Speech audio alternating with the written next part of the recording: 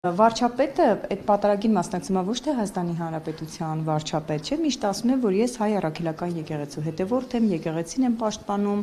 այդ պատարագին էլ այդպես գնացել։ Ինչու է որոշվել, որ հենց դա պետք է ուղիղ հեռարձակել, չէ, որ դա ոչ թե պաշտոնական, այսպես մեծ արարողություն է, այլ հայ առաքելական եկեղեցու շարքային հետևորդներից մեկի մասնակցությամբ պատարագ։ Օրինակ, դուք ինչու եք որոշել, որ դա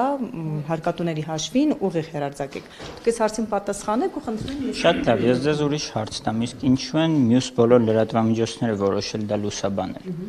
Ես այդ հարցին կպատասխանեմ, որովհետև իրադարձություն է, որը որ հետաքրքիր է հանրությանը, եւ լրատվամիջոցները որոշել են դա լուսաբանել,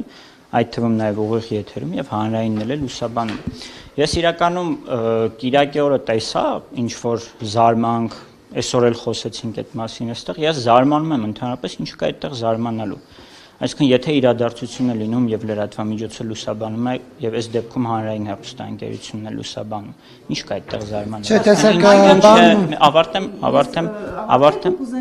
լավ։ Ավարտեմ հաջորդը կպատասխանեմ,